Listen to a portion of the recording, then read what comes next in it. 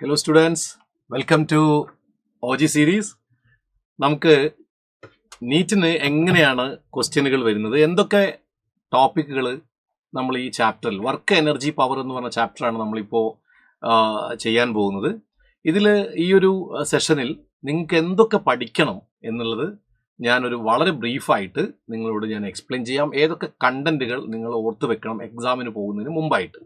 മസ്റ്റായിട്ട് work energy പവറിൽ നിന്ന് നിങ്ങൾ ഡിസ്കസ് ചെയ്യേണ്ട അല്ലെങ്കിൽ നിങ്ങൾ പഠിച്ചു പോകേണ്ട പ്രധാനപ്പെട്ട ഫോർമുലകളും കൺസെപ്റ്റുകളും ഞാൻ 1 by 1 ആയിട്ട് നിങ്ങളോട് എക്സ്പ്ലെയിൻ ചെയ്യാം. തീർച്ചയായിട്ടും നീറ്റിന് പോകുന്നതിന് മുമ്പ് ഇത് നിങ്ങൾ പഠിച്ചിരിക്കണം, നിർബന്ധമാണ്. എന്നാൽ നിങ്ങൾക്ക് വർക്ക് എനർജി പവറിൽ നിന്നുള്ള ക്വസ്റ്റ്യൻസ് വളരെ ഈസി ആയിട്ട് സോൾവ് ചെയ്യാൻ സാധിക്കും. അപ്പോൾ നമ്മളവിടെ മനസ്സിലാക്കേണ്ട പ്രധാനപ്പെട്ട ഒരു പോയിന്റ് എന്ന് പറയുന്നത്, വർക്ക് എനർജി പവറിലെ ക്വസ്റ്റ്യൻസ് ചെയ്യുന്ന സമയത്ത് നിങ്ങൾക്കറിയാം, നമ്മുടെ NCERT ബുക്കിൽ തന്നെ മോഷൻ എലോങ് സ്ട്രെയിറ്റ് ലൈൻ, അതുപോലെ തന്നെ motion in a plane, laws of motion, അതൊക്കെ കഴിഞ്ഞിട്ട് വരുന്ന ചാപ്റ്ററാണ് വർക്ക് എനർജി പവർ. അപ്പോൾ അതുകൊണ്ട് തന്നെ നമ്മൾ മറ്റ് 3 ചാപ്റ്ററുകളിലെ കൺസെപ്റ്റുകൾ ഈ ചാപ്റ്ററിൽ ധാരാളമായിട്ട് നമ്മൾ എന്ത് ചെയ്യുന്നുണ്ട്, യൂസ് ചെയ്യുന്നുണ്ട്. അപ്പം ഞാനതിൽ 1 by 1 ആയിട്ട് നിങ്ങൾക്ക് ആ കൺസെപ്റ്റുകൾ ഓരോന്നായിട്ട് വർക്ക് എനർജി പവറിൽ നിന്ന് നിങ്ങൾ പഠിച്ചു വെക്കേണ്ട ഇമ്പോർട്ടൻറ്റ് ഫോർമുലകൾ, അതുപോലെ തന്നെ നിങ്ങൾക്ക് ഇമ്പോർട്ടൻറ്റ് കൺസെപ്റ്റുകൾ 1 by 1 ആയിട്ട് ഞാൻ പറയാം. ആദ്യം നമുക്ക് നോക്കാം. ഫസ്റ്റ് ഇവിടെ നിങ്ങൾ ഡിസ്കസ് ചെയ്യുന്നത്, നമ്മൾ ചർച്ച ചെയ്യുന്നത് work done by a constant force ആണ്. ഇത് നിങ്ങൾ എല്ലാവരും എക്സാമിന് പോകുന്നതിന് മുമ്പ് കൃത്യമായിട്ട് അറിഞ്ഞിരിക്കണം. Work done by a constant force. അപ്പോൾ ഒരു കോൺസ്റ്റന്റ് ഫോഴ്സ് എന്ന് പറയുമ്പോൾ എന്താണ്? അപ്പോൾ ചില ആൾക്കാർക്ക് മനസ്സിലാവും എന്താണ് ഈ കോൺസ്റ്റന്റ് ഫോഴ്സ്. വളരെ ഈസി ആയിട്ട് നമ്മൾ മനസ്സിലാക്കാവുന്നതാണ്. ഒരു കോൺസ്റ്റന്റ് ഫോഴ്സ് എന്ന് പറയുമ്പോൾ, suppose F is equal to ഒരു 100 ന്യൂട്ടൺ, കണ്ടോ? ഇതൊരു വാല്യൂ ആണ്. അപ്പോൾ ഇങ്ങനെയുള്ളത് കോൺസ്റ്റന്റ് ഫോഴ്സ് ആണ്. ഒരു വേരിയബിൾ ഫോഴ്സ് എങ്ങനെ തിരിച്ചറിയും? Simple. F is equal to some 2x square plus 3x plus 2, കണ്ടോ? ഇങ്ങനെ ഇക്വേഷൻ ആയി വന്നാൽ അതൊരു വേരിയബിൾ ഫോഴ്സ് ആണ്. അതല്ലാതെ ഇങ്ങനെ ഒരു നമ്പർ ആയിട്ട് വരുമ്പോൾ അത് കോൺസ്റ്റന്റ് ഫോഴ്സ് ആണ്. നിങ്ങൾ മനസ്സിലാക്കണം. അപ്പോൾ ഞാൻ ടൈറ്റിൽ എഴുതിയിരിക്കുന്നത് വർക്ക് ഡൺ ബൈ ഒരു കോൺസ്റ്റന്റ് ഫോഴ്സ് ആണ്. അത് ചെയ്യേണ്ട രീതി, FW is equal to F.S എന്നുള്ള ഫോർമുലയാണ് നിങ്ങൾ പഠിച്ചു വെക്കേണ്ടത്. അതിൻ്റെ തന്നെ എക്സ്പ്ലനേഷൻ വരുന്നത് work is equal to FS cos theta എന്ന് പറയുന്ന ഈ ഒരു ഐഡിയ ആണ് നമ്മൾ ഉണ്ടാക്കി വെക്കേണ്ടത്.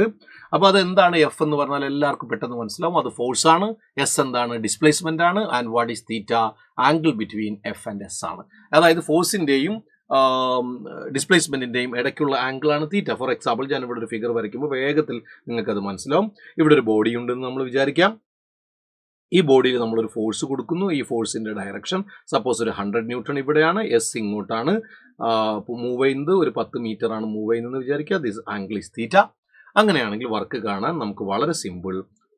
100 newton into 10 into cos, suppose ഇതൊരു 30 ഡിഗ്രി ആണെന്ന് വെക്കാം, കോസ് 30. ഇതങ്ങ് ചെയ്താൽ വളരെ ഈസി ആയിട്ട് അത് കാണാൻ സാധിക്കും. So this is the first idea, work done by constant force. ഇത് പഠിക്കാതെ ആരും പോകാൻ പാടില്ല.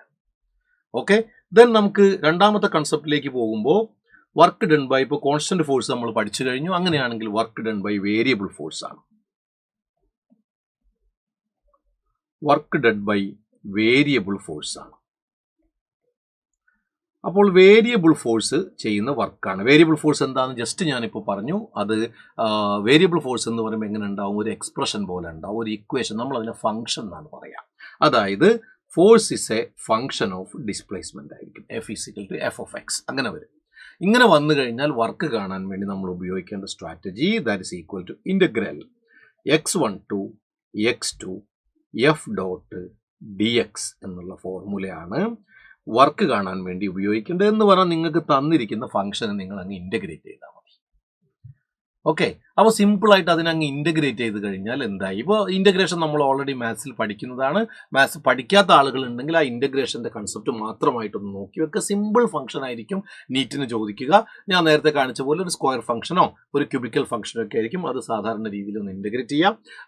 ലിമിറ്റുകൾ നമ്മൾ എന്ത് ചെയ്യുക, കൊടുക്കുക. ഒരു എക്സാമ്പിൾ പറയുകയാണെങ്കിൽ, ഇപ്പോൾ ഞാൻ നേരത്തെ കാണിച്ചൊരു ഫംഗ്ഷൻ 3x സ്ക്വയർ, അതേപോലത്തെ ഒരു ഫംഗ്ഷൻ നമുക്ക് എടുക്കുക. F equal to sum 3x square plus 2x plus 3. അത് എക്സ് ഒരു 0 മീറ്ററിൽ നിന്ന് x ഈക്വൽ ടു 5 മീറ്റർ വരെ ട്രാവൽ ചെയ്യുകയാണെങ്കിൽ വർക്ക് കാണാനുള്ള formula integral 0 to 5 3x square plus 2x plus 3 dx എന്ന് ചെയ്താൽ ആൻസറായി.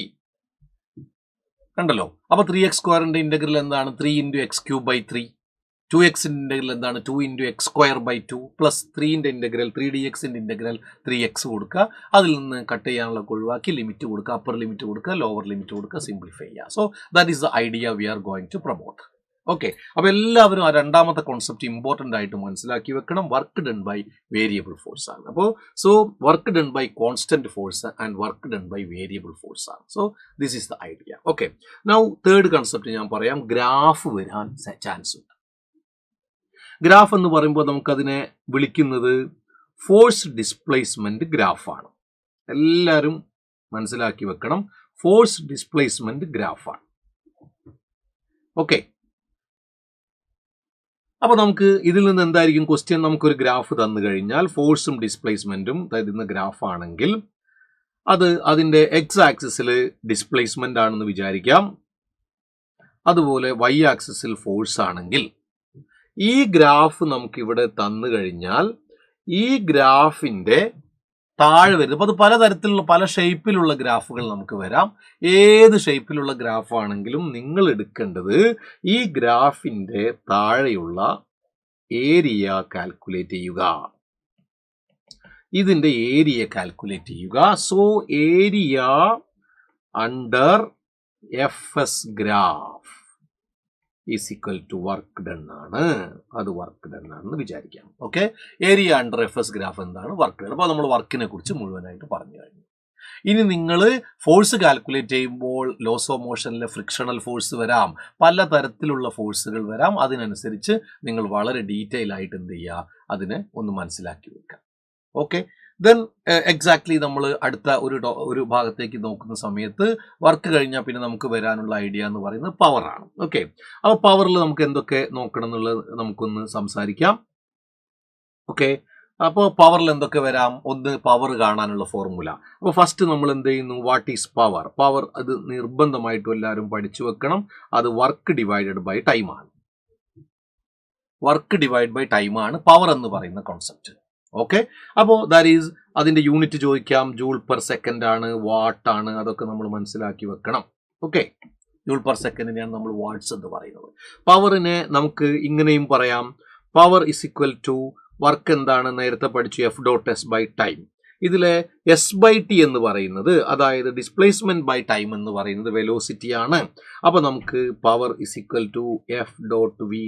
This is another formula. Okay, അങ്ങനെയൊക്കെ നമുക്ക് എന്ത് ചെയ്യാം? അപ്പോൾ വർക്ക് ബൈ ടൈം ഒരു ഫോർമുലയാണ്, പവറിൻ്റെ ഒരു ഫോർമുലയാണ്. അതുപോലെ തന്നെ നമുക്ക് മനസ്സിലാക്കേണ്ടത് power is equal to F dot V another ഫോർമുലയാണ്. ഇതെല്ലാം നമ്മൾ പഠിച്ചതിന് ശേഷം മാത്രമേ എക്സാമിനേഷൻ എന്ത് ചെയ്യാവൂ, പോകാവൂ എന്നുള്ളത് കൃത്യം മനസ്സിലാക്കി വെക്കണം. എനർജിയാണ് ഞാൻ അടുത്തതായിട്ടൊന്ന് പറയുന്നത്. എനർജിയുടെ എല്ലാ ഫോർമുലകളും ഞാൻ ഒരൊറ്റ സ്ലൈഡിൽ തന്നെ നിങ്ങൾക്ക് കാണിക്കാം. എനർജി എന്ന് പറയുന്ന ബേസിക്കലി എന്താണെന്ന് ചോദിച്ചാൽ അത് കപ്പാസിറ്റി ആണ്.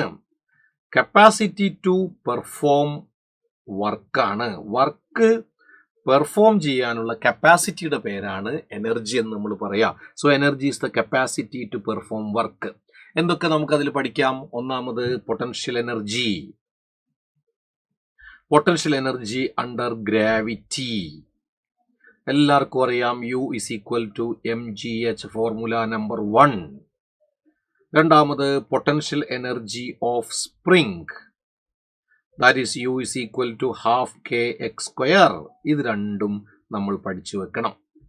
അപ്പോൾ potential energy is equal to mgh അഥവാ potential energy is equal to half kx². ഇത് വളരെ ഇമ്പോർട്ടൻ്റ് ആയിട്ട് മനസ്സിലാക്കി വെക്കണം. ദെൻ പൊട്ടൻഷ്യൽ എനർജി കഴിഞ്ഞാൽ നമുക്ക് കൈനറ്റിക് എനർജിയുടെ രണ്ട് ഫോർമുലകൾ നമ്മൾ അറിയണം. Kinetic energy is equal to first formula half mv².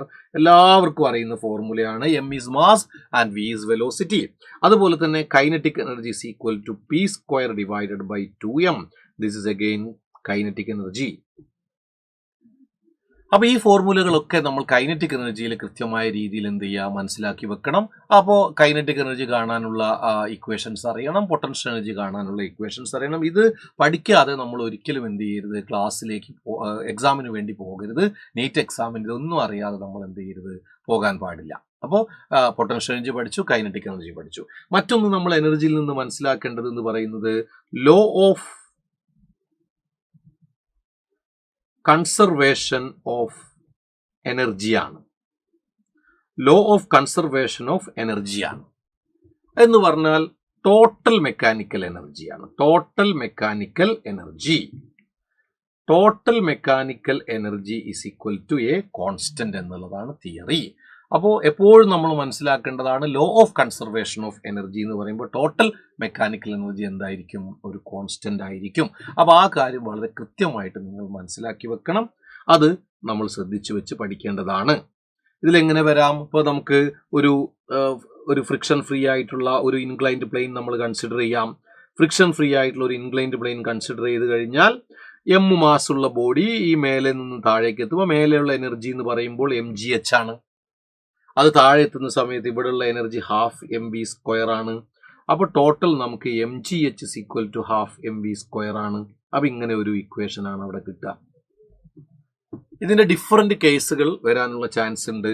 For example, നമുക്ക് ഇവിടെ നിന്നൊരു ബോള് മാസ് ഉള്ള ഒരു ബോള് താഴേക്ക് ഒരു സ്പ്രിങ്ങിലേക്ക് വീഴുന്നതായിട്ട് നമ്മൾ എന്ത് ചെയ്യുക? കൺസിഡർ ചെയ്യാം. അപ്പോൾ ഇപ്പോഴുള്ള ഇതിന്റെ എനർജി എന്ന് പറയുന്നത് എന്താണ്? mgh ആണ്. ഇത് താഴേക്ക് വന്ന് ഈ സ്പ്രിങ്ങിൽ പതിക്കുന്ന സമയത്ത് സ്പ്രിങ്ങിൽ ഒരു കംപ്രഷൻ ഉണ്ടാവും. അത് ഹാഫ് kx² ആണ്.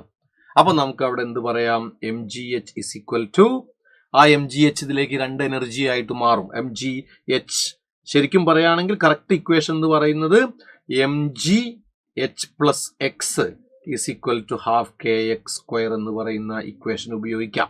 ഇതെല്ലാം നോക്കി മനസ്സിലാക്കി വെക്കണം. ഇതുപോലെ തന്നെ NCERT-യിലുള്ള ഒരു ഐഡിയ ആണല്ലോ, നമ്മൾ സ്പ്രിങ് ഇവിടെ ഫിക്സ് ചെയ്യുന്ന രീതിയിൽ സ്പ്രിങ് വരുന്നുണ്ട്. ഇതാ ഇങ്ങനെ ഇങ്ങനെ ഇങ്ങനെ. എന്നിട്ട് ഇവിടെ ഒരു ഒബ്ജക്റ്റ് മാസ് ഉള്ള ഒരു ഒബ്ജക്റ്റ് v വെലോസിറ്റിയിൽ ഇങ്ങോട്ട് മൂവ് ചെയ്ത് സ്പ്രിങ്ങിൽ വന്നിരിക്കുന്നു. അപ്പോൾ ഇവിടെ ഉള്ളത് ഹാഫ് mv² ആണ് മൂവ് ചെയ്യുമ്പോഴുള്ള എനർജി. സ്പ്രിങ്ങിനെ കംപ്രസ് ചെയ്യുമ്പോൾ ഹാഫ് kx² ആണ്. അപ്പോൾ നമുക്ക് അവിടെ ഇക്വേഷൻ ഹാഫ് mv² എന്തായിട്ട് മാറും? ഹാഫ് kx² ആയിട്ട് മാറും. അപ്പൊ എനർജിയെ നമ്മൾ ഒരു ഫോമിൽ നിന്ന് മറ്റൊരു ഫോമിലേക്ക് എന്ത് ചെയ്യുക? മാറ്റാനാണ് സാധിക്കുക. എനർജിയെ ഒരിക്കലും നമുക്ക് ഇല്ലാണ്ടാക്കാൻ പറ്റില്ല. അപ്പൊ ടോട്ടൽ മെക്കാനിക്കൽ എനർജി എപ്പോഴും കോൺസ്റ്റന്റ് ആണ് എന്നൊരു ഐഡിയ ആണ് നമുക്ക് അവിടെ എന്ത് ചെയ്യേണ്ടത്? കൊണ്ടുപോയി വെക്കേണ്ടത് എന്ന് നമ്മൾ മനസ്സിലാക്കുക. സോ ആ കൺസെപ്റ്റ് മനസ്സിലാക്കി വെക്കണം. അപ്പോൾ ഞാൻ വർക്കിനെ കുറിച്ച് പറഞ്ഞു, പവറിനെ കുറിച്ച് പറഞ്ഞു, എനർജിയെ കുറിച്ച് പറഞ്ഞു, ലോ ഓഫ് കൺസർവേഷൻ ഓഫ് എനർജിയെ കുറിച്ച് പറഞ്ഞു. അപ്പോൾ ഈ കേസുകളെല്ലാം തന്നെ നമ്മളുടെ NCERT ബുക്കായാലും നമ്മുടെ മെറ്റീരിയൽ ആയാലും സൈലത്തിൻ്റെ DPPs ആയാലും ഏത് രീതിയിലും നിങ്ങൾ ആ ഒരു ഇക്വേഷനുകളൊക്കെ കൃത്യം മനസ്സിലാക്കി വെച്ചിട്ട് മുന്നോട്ട് പോകാൻ വേണ്ടിയിട്ട് ശ്രമിക്കേണ്ടതാണ്. ഓക്കെ, ആ കാര്യങ്ങൾ അതിന് ശേഷം നമുക്ക് രണ്ടാമത്തെ സെക്ഷനിലേക്ക് പോകാം. അതായത് ഇപ്പോൾ ഇത് വർക്ക് കഴിഞ്ഞു, പവർ കഴിഞ്ഞു, എനർജി വരെ. ഞാൻ നേരത്തെ തന്നെ പറഞ്ഞു, ഇതിൽ ഏറ്റവും പ്രധാനപ്പെട്ടതെന്ന് പറയുന്നത് മറ്റ് ചാപ്റ്ററുകളുമായിട്ടുള്ള ലിങ്കിങ് ആണ്. ഫോർ എക്സാമ്പിൾ, ഒരു ഫോഴ്സ് കാണാനുള്ള, അപ്പം നമ്മൾ ആദ്യത്തെ ക്വസ്റ്റ്യൻ തന്നെ F ഈക്വൽ ടു, നമ്മൾ work is equal to F.S എന്ന് പറഞ്ഞു. ഇതിൽ F എന്താണ്? അത് നമുക്ക് MA ആണ്. കണ്ടോ? അപ്പോൾ ഒരു പക്ഷേ നമുക്ക് ഫോഴ്സ് തരുന്നുണ്ടാവില്ല, പകരം ആക്സിലറേഷൻ തരും. അല്ലെങ്കിൽ ഫോഴ്സും മാസും നമുക്ക് എന്ത് ചെയ്യില്ല? തരും. എന്നിട്ട് ആക്സിലറേഷൻ കാണാനുള്ള ക്വസ്റ്റ്യനുകൾ, വർക്ക് തന്നിട്ട് ആക്സിലറേഷൻ കാണാനുള്ള ക്വസ്റ്റ്യനുകൾ. അതുപോലെ തന്നെ ലോ ഓഫ് കൺസർവേഷൻ ഓഫ് മൊമെന്റവുമായിട്ട് ബന്ധപ്പെടുത്തിയിട്ടുള്ള law of conservation of momentum എല്ലാവർക്കും നമ്മൾ ലോസ് ഓഫ് മോഷനിൽ പഠിക്കുന്നതാണ്. അപ്പോൾ അതുമായി ബന്ധപ്പെട്ട് ഈ സാധനങ്ങൾ എന്ത് ചെയ്യാം? ഉണ്ടാവാൻ ചാൻസ് ഉണ്ട്. അപ്പോൾ എല്ലാ ചാപ്റ്ററുമായിട്ട് ലിങ്ക് ചെയ്തിട്ട് അതിലൊക്കെയുള്ള വർക്കുകൾ വരാനുള്ള സാധ്യത വളരെ കൂടുതലാണ്. അപ്പോൾ അതിൻ്റെ ലിങ്കിങ് എല്ലാവരും കൃത്യമായിട്ടൊന്ന് പഠിച്ചു വെക്കണം. ഓക്കെ, അതുപോലെ തന്നെ നമുക്ക് പവറിൽ അങ്ങനെ വരാം. പവറിൽ ഇതേപോലെ power is equal to F.V V is equal to നമുക്ക് U+AT ആണ്. അങ്ങനെ ലിങ്ക് ചെയ്തിട്ട് ചോദ്യങ്ങൾ വന്നിട്ടുണ്ട്. അപ്പം അതിൻ്റെ ഒക്കെ ഒരു കാര്യങ്ങൾ നമ്മൾ നോക്കി വെക്കുക. ഇത് കഴിഞ്ഞാൽ നമുക്ക് വളരെ പ്രധാനപ്പെട്ട കാര്യം അറിയേണ്ടത് കൊളീഷൻസ് ആണ്. ഈ കൊളീഷൻസും കൂടെ നമ്മൾ മനസ്സിലാക്കിക്കൊണ്ട് മുന്നോട്ട് പോകാമെന്നാണ് നമ്മൾ മനസ്സിലാക്കേണ്ടത്. ആ കൊളീഷൻസ് എന്താണ് എന്നുള്ളത് വളരെ കൃത്യമായിട്ട് മനസ്സിലാക്കാം. എന്താണ് കൊളീഷൻസ് എന്ന് പറയുമ്പോൾ രണ്ട് ബോഡികൾ തമ്മിലുള്ള ഇന്ററാക്ഷൻസ് ആണ് ബേസിക്കലി കൊളീഷൻസ്. രണ്ട് ബോഡികൾ തമ്മിലുള്ള ഇന്ററാക്ഷന്റെ പേരാണ് കൊളീഷൻസ്. അതിപ്പോൾ രണ്ട് ബോഡികൾ ഫിസിക്കലി കൊളൈഡ് ചെയ്യണമെന്നില്ല. അപ്പോൾ നമുക്ക് രണ്ട് ചാർജുകൾ നോക്കാം. ഇതൊരു പ്രോട്ടോൺ ആണെന്ന് കരുതാം, ഇത് വേറൊരു പ്രോട്ടോൺ ആണെന്ന് കരുതാം. കണ്ടോ? പ്രോട്ടോൺ, രണ്ട് പോസിറ്റീവ് ചാർജുകൾ. ഇപ്പോൾ നിങ്ങൾ ആൽഫ സ്കാറ്ററിംഗ് എക്സ്പെരിമെന്റ് പഠിച്ചിട്ടുണ്ടാവും. ആൽഫ സ്കാറ്ററിംഗ് എക്സ്പെരിമെന്റ് എന്ന് പറയുമ്പോൾ ഗോൾഡിന്റെ ന്യൂക്ലിയസിലേക്ക് ആൽഫ പാർട്ടിക്കിളുകൾ കടന്നു ചെല്ലുന്ന ഒരു സംഗതിയാണ്. അത് ബേസിക്കലി എന്താണ്? കൊളീഷനാണ്. അപ്പൊ interaction between two bodies in which velocity of one body changes due to the influence of other. ഒരു ബോഡിയുടെ വെലോസിറ്റി മറ്റൊരു ബോഡിയുടെ ഇൻഫ്ലുവൻസ് കൊണ്ട് മാറ്റം വന്നാൽ നമ്മൾ അതിനെ കൊളീഷൻസ് എന്ന് വിളിക്കാം. ഇതാണ് ബേസിക്കലി കൊളീഷൻ. അല്ലാതെ ഫിസിക്കലി കൂട്ടിമുട്ടണം, ബോഡി ടു ബോഡി കൂട്ടിമുട്ടണമെന്ന് ഒരു നിർബന്ധവുമില്ല. കൊളീഷൻസ് നമുക്ക് 2 തരത്തിലാണുള്ളത്. ഒന്നെന്താണ്? Elastic collision. അപ്പോൾ collisions are broadly classified into 2. ഒന്നാമത്തത് എന്താണ്? ഇലാസ്റ്റിക് കൊളീഷൻ ആണ്. മക്കളെ, ഇലാസ്റ്റിക് കൊളീഷനെ പെർഫെക്റ്റ്ലി ഇലാസ്റ്റിക് കൊളീഷൻ എന്നും പറയാറുണ്ട്. പെർഫെക്റ്റ്ലി ഇലാസ്റ്റിക് കൊളീഷൻ എന്ന് പറയുന്നതും പരീക്ഷയ്ക്ക് ഇലാസ്റ്റിക് കൊളീഷൻ എന്ന് പറയുന്നതും രണ്ടും ഒന്നാണ്. അപ്പൊ ഇലാസ്റ്റിക് കൊളീഷനും പെർഫെക്റ്റ്ലി ഇലാസ്റ്റിക് കൊളീഷനും ഒന്നാണെന്ന് മനസ്സിലാക്കിയിട്ട് വേണം ഈ സാധനം കറക്റ്റായിട്ട് എന്ത് ചെയ്യാൻ പോകാൻ വേണ്ടിയിട്ട് എന്നുള്ളത് മനസ്സിലാക്കാം. റെഡിയാണല്ലോ? ഓക്കെ. ഇനി രണ്ടാമത്തത് ഞാൻ പറയുന്നത് എന്താണ്? Inelastic collision. ഇന്നിലാസ്റ്റിക് കൊളീഷൻ എന്താണ്? ഇന്നിലാസ്റ്റിക് കൊളീഷൻ എന്ന് പറയുന്നത് എന്തല്ല? പെർഫെക്റ്റ്ലി ഇന്നിലാസ്റ്റിക് കൊളീഷൻ അല്ല. ഇത് എപ്പോഴും കുട്ടികൾ തെറ്റിദ്ധരിക്കുന്ന ഒരു സംഗതിയാണ്. അതും കൂടെ മനസ്സിലാക്കി വെക്കണം. ഇന്നിലാസ്റ്റിക് കൊളീഷൻ എന്ന് പറയുന്നത് കൃത്യമായിട്ട് ഒരു സാധനവും പെർഫെക്റ്റ്ലി ഇന്നിലാസ്റ്റിക് കൊളീഷനും അത് വേറൊരു സാധനമാണ്. അപ്പൊ ഈ കാര്യങ്ങൾ കൃത്യം ഞാനൊന്ന് 1 by 1 ആയിട്ട് എക്സ്പ്ലെയിൻ ചെയ്യാം. എന്താണ് ഇലാസ്റ്റിക് കൊളീഷൻ? വളരെ സിമ്പിളാണ് മക്കളെ. I will explain it. Elastic collision എന്ന് പറഞ്ഞാൽ, ഇലാസ്റ്റിക് കൊളീഷൻ എന്ന് പറയുന്നത് എന്താണ്? 2 കേസുകൾ വേണം. നിങ്ങളിത് നോക്കൂ. M1U1 plus M2U2 is equal to M1V1 plus M2V2. ഇതിനെയാണ് നമ്മൾ എന്ത് വിളിക്കുന്നത്? കൺസർവേഷൻ ഓഫ് മൊമെന്റം എന്ന് വിളിക്കുന്നത്.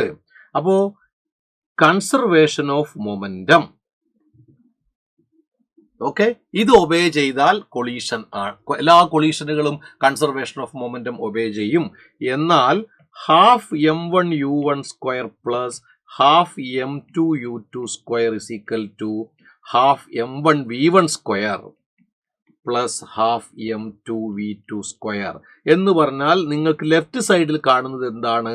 കൈനറ്റിക് എനർജി ബിഫോർ കൊളീഷനും റൈറ്റ് സൈഡിൽ കാണുന്നത് കൈനറ്റിക് എനർജി ആഫ്റ്റർ കൊളീഷനുമാണ്. ഇത് 2 ഇക്വേഷൻസും ഒരു കൊളീഷൻ ഒബേ ചെയ്ത് കഴിഞ്ഞാൽ such a collision is called elastic or perfectly elastic. അപ്പൊ ഇലാസ്റ്റിക് എന്ന് പറയുന്നതും പെർഫെക്റ്റ്ലി ഇലാസ്റ്റിക് എന്ന് പറയുന്നതും സെയിം ആണ്.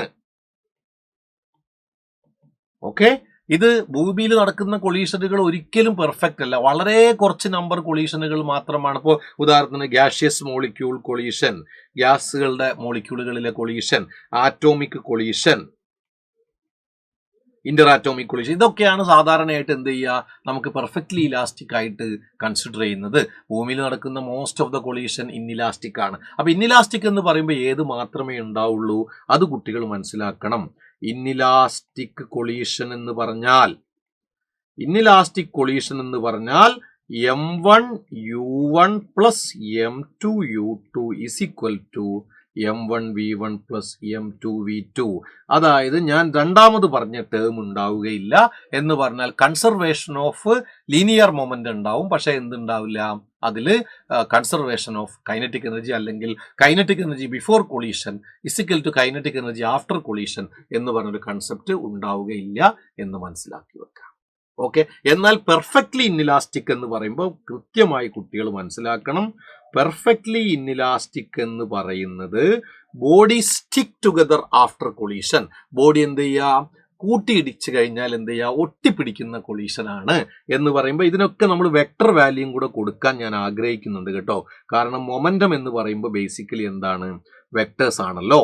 അപ്പൊ അതൊന്ന് കുട്ടികൾ മനസ്സിലാക്കി വെക്കുന്നത് നല്ലതാണ്. കാരണം ചരിഞ്ഞ കൊളീഷനൊക്കെ വരുമ്പോൾ നമ്മൾ വെക്ടർ അഡീഷൻ എടുക്കണം, അല്ലാതെ സ്കാലാർ ആയിട്ട് കൂട്ടാൻ പാടില്ല. 1 ഡയമെൻഷനിൽ മാത്രമേ സ്കാലാർ ഇങ്ങനെ ആഡ് ചെയ്യാൻ പാടുള്ളൂ എന്നും കൂടെ മനസ്സിലാക്കി വെക്കുന്നത് വളരെ എഫക്റ്റീവായിട്ട് നല്ലതാണ്. പെർഫെക്റ്റ്ലി ഇന്നിലാസ്റ്റിക് കൊളീഷൻ എന്ന് പറയുമ്പോൾ എന്താണെന്ന് നോക്കൂ. M1U1 plus M2U2 is equal to M1 plus M2 of V. Right hand side നോക്കിയാൽ നിങ്ങൾക്ക് മനസ്സിലാവും. റൈറ്റ് ഹാൻഡ് സൈഡിൽ നോക്കിയാൽ പെട്ടെന്ന് നമുക്ക് മനസ്സിലാവും ബോഡി സ്റ്റിക്ക് ടുഗദർ, 2 മാസം കൂടെ എന്ത് ചെയ്തു, ഒരുമിച്ചായിരിക്കുന്നു എന്നതാണ് അതിൽ വരുന്ന പ്രധാനപ്പെട്ട കാര്യം. അങ്ങനെ 2 മാസം കൂടെ ഒരുമിച്ചായി കഴിഞ്ഞാൽ such a collision is called perfectly inelastic. ഉദാഹരണത്തിന് നമ്മൾ എന്ത് ചെയ്യുന്നു, ഇപ്പോൾ ബോൾസ് നമ്മൾ എന്ത് ചെയ്യുന്നു, നേരെ മതിലിലേക്ക് എറിഞ്ഞു കഴിഞ്ഞാൽ തട്ടിയിട്ട് തിരിച്ചു വരും. അതൊരിക്കലും പെർഫെക്റ്റ്ലി ഇൻഇലാസ്റ്റിക് അല്ല. എന്നാൽ പെർഫെക്റ്റ്ലി ഇലാസ്റ്റിക് എന്ന് പറയുമ്പോൾ നമ്മളൊരു ബോൾ എടുത്തിട്ട് എന്ത് ചെയ്തു, നേരെ താഴേക്ക് ഇട്ടു, ഒരു ചതുപ്പ് നിലത്തിലേക്കോ അല്ലെങ്കിൽ മണലുള്ള സ്ഥലത്തേക്ക് ഇട്ട് ആ ബോൾ നേരെ മണലിന്റെ ഉള്ളിലേക്ക് അങ്ങ് പോകും. അങ്ങനെ വീണാൽ അത് പെർഫെക്റ്റ്ലി ഇൻഇലാസ്റ്റിക് ആണ്. അതുപോലെ തന്നെ നമ്മളിപ്പോൾ ഒരു എന്തെങ്കിലും ഒരു സാധനത്തിലേക്ക് ഒരു വെടിയുണ്ട കയറി, ആ വെടിയുണ്ട അതിനുള്ളിൽ നിന്നിട്ട് അത് രണ്ടും കൂടെ മൂവ് ചെയ്ത് കഴിഞ്ഞാൽ ഡെഫിനറ്റ്ലി അത് പെർഫെക്റ്റ്ലി ഇൻഇലാസ്റ്റിക് ആണ്. അപ്പോൾ ആ രീതിയിൽ തന്നെ നിങ്ങൾ മനസ്സിലാക്കുക. അപ്പോൾ ഇത്രയും കാര്യങ്ങളാണ് നിങ്ങൾ മിനിമം നമ്മൾ നീറ്റ് എക്സാമിന് വേണ്ടി പോകുമ്പോൾ ഓർത്ത് വെക്കേണ്ടത്. സോ ഇത് ഞാൻ ഈ പറഞ്ഞ എല്ലാ ഇക്വേഷൻസും വളരെ കൃത്യമായിട്ട് നിങ്ങൾ പഠിച്ചു വെക്കുക. ക്വസ്റ്റ്യൻസിൻ്റെ നമ്പർ കൂടുതലായിട്ട് എന്ത് ചെയ്യുക. അങ്ങനെ ചെയ്തു കഴിഞ്ഞാൽ തീർച്ചയായിട്ടും നീറ്റിൻ്റെ വർക്ക് എനർജി പവറിലെ ക്വസ്റ്റ്യൻസ് നിങ്ങൾക്ക് ചെയ്യാൻ സാധിക്കും. അപ്പോൾ OG സീരീസ് നിങ്ങൾ എല്ലാവരും എന്ത് ചെയ്യുക, കണ്ടിന്യൂസ് ആയിട്ട് വാച്ച് ചെയ്തുകൊണ്ടിരിക്കുക. മോർ ക്വസ്റ്റ്യൻസുമായിട്ട് മോർ ഐഡിയകളുമായിട്ട് നമുക്ക് മറ്റൊരു സെഷനിൽ കാണാം. So see you soon. Thank you very much.